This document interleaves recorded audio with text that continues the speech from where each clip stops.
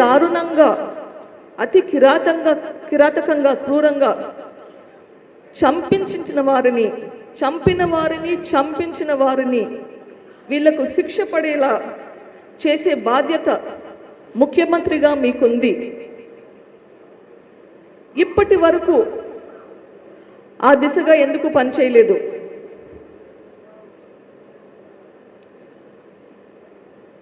దర్యాప్తు సంస్థ తన పనిని తాను చేసుకోనివ్వకుండా మీ ప్రభుత్వం ఎందుకు అడ్డుపడుతుంది? ముఖ్యమంత్రిగా మీరు ప్రమాణ స్వీకారం చేసినారు. మరి ఎందుకు ఆ ప్రమాణం మీరు నిలబెట్టుకోలేకున్నారు?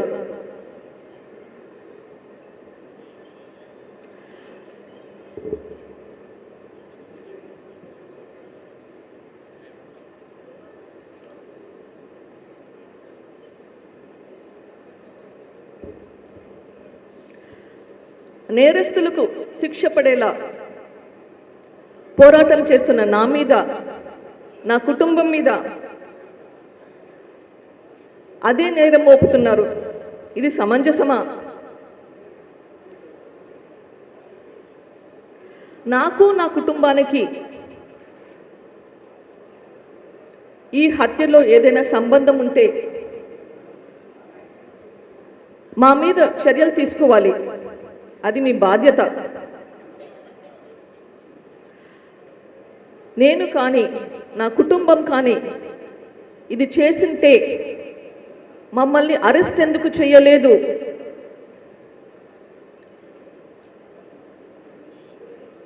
మీరు ముఖ్యమంత్రిగా ఈ గవర్నమెంట్ను నడిపిస్తున్నారు. ఇది సునీత కుటుంబం చేసిందని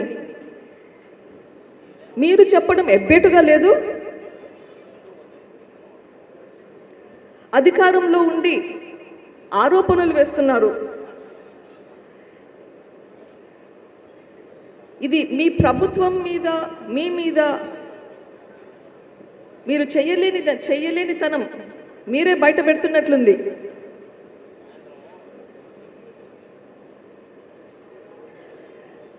సునీత కుటుంబం ఇది చేసిందని కంప్లైంట్ చేస్తున్నారు. ఎవరికి కంప్లైంట్ చేస్తున్నారు? మీరు గవర్నమెంట్లో ఉన్నారు. ఇన్వెస్టిగేషన్ ఏజెన్సీకి కంప్లైంట్ చేస్తున్నారా? లేదా ప్రజలకు కంప్లైంట్ చేస్తున్నారా? ఆరోపణలు చేస్తున్నారు. గవర్నమెంట్లో ఉండి అది తప్పు అనిపించడం లేదా మీకు? మీ బాధ్యత మీరు ఎందుకు చేయడం లేదు?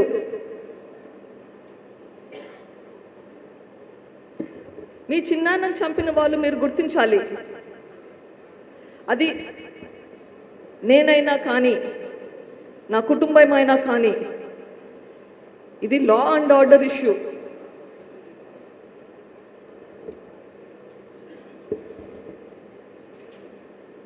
రాష్ట్రంలో లా అండ్ ఆర్డర్ అనేది ఉండాలి. లా అండ్ ఆర్డర్కి పక్షపాతి ధోరణి ఉండకూడదు. సిబిఐ వాళ్ళు ఒక న్యూస్ పేపర్లో ఒక అడ్వర్టైజ్మెంట్ వేశారు. ఎవరికైనా ఏదైనా సమాచారం ఉంటే, ఈ హత్య గురించి ఏదైనా సమాచారం ఉంటే అది వాళ్ళకి అందజేస్తే 5 లక్షల రివార్డు కూడా ప్రకటించారు. మేమే చంపినాము అని మీ దగ్గర ఏదైనా ఇన్ఫర్మేషన్ ఉంటే అది సిబిఐ వాళ్ళకి ఇస్తే ఒక 5 లక్షల రివార్డు కూడా మీకు వస్తుంది. మరి ఎందుకు అది వాళ్ళకి ఇవ్వట్లేదు? ముఖ్యమంత్రిగా బాధ్యత మీకు లేదు? మీ బాధ్యత మీరు చేయకుండా ఎంతసేపు కెమెరాల ముందు వచ్చి మా మీద నిందలు మోపడం ఇట్లా ఎందుకు చేస్తున్నారు? ఈ రాష్ట్రాన్ని మీరు పరిపాలిస్తున్నారు. ఇట్లా నిందలు మోపడం, మీ పని మీరు చేయకుండా ఉండడానికి మీకు సిగ్గుగా లేదు? పదే మేం చేశామంటున్నారు, మా కుటుంబం చేశామంటున్నారు, సునీత కుటుంబం చేశామంటున్నారు. పోనీ జూన్ 2019 నుంచి మార్చ్ 2020 వరకు ఈ ఇన్వెస్టిగేషన్ మీ ప్రభుత్వమే కదా చేసింది. ఆ టైంలో అన్న మమ్మల్ని అరెస్ట్ చేసిండొచ్చు కదా.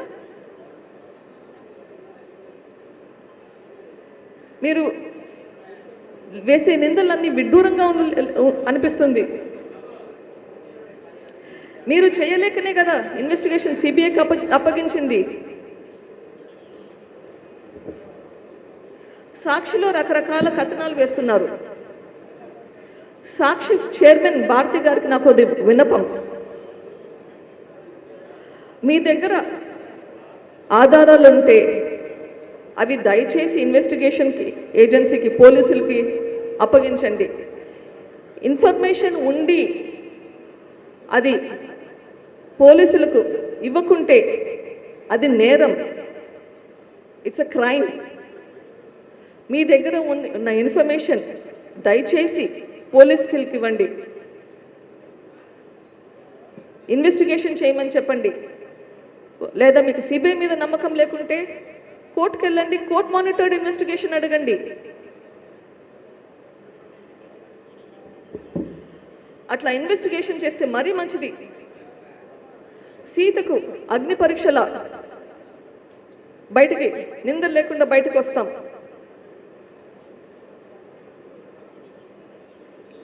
కడిగిన ముత్యంలాగా బయటకు వస్తాం. వైఎస్ వివేకానంద రెడ్డి గారు ఆయన దారుణంగా చంపబడిన రాత్రి వరకు మీరే చెప్తున్నారు, రాత్రి ఆ రోజు అంతకుముందు రోజు రాత్రి 11 గంటల వరకు ఇంటికి వచ్చినంత వరకు మీరు ముఖ్యమంత్రి కావాలని తాపత్రయపడుతూ ప్రచారం చేస్తున్నారు. ఇది మీరు కూడా ఒప్పుకున్న మాటే, మీరు అనే మాటే, పదే పదే అంటుంటారు.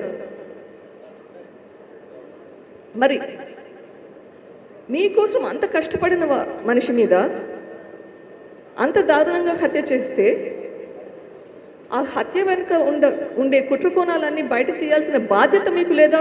ఇంకా ఎక్కువ ఉండాలి. మీకోసం ఎన్ని త్యాగాలు చేశాడు ఆయన. ఆయన పదవి కూడా త్యాగం చేశాడు కదా.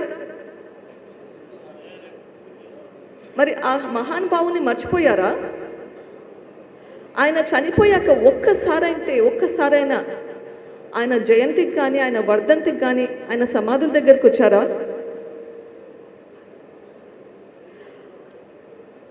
రెండు 2019లో ఎలక్షన్లు అయిపోయినాక ఆయన మీకు చేసిన మేలుల గురించి ఒక్కసారన్నా మాట్లాడారా? గుర్తు చేసుకున్నారా?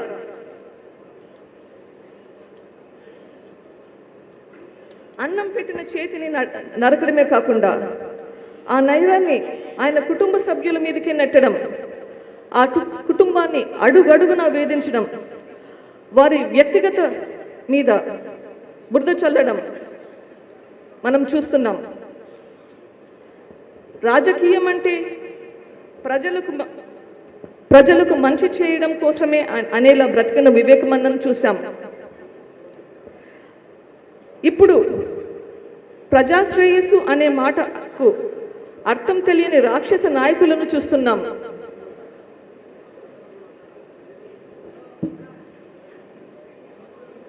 తండ్రిని కోల్పోయిన దుఃఖంలో తల్లడిల్లుతూ న్యాయం కోసం పోరాడే ఆడకూతురు ఒకవైపు, చంపిన వాళ్ళు, చంపించిన వాళ్ళు, వాళ్ళని రక్షిస్తున్న ప్రభుత్వము, వీళ్ళందరినీ ఒకవైపు చూస్తున్నాం.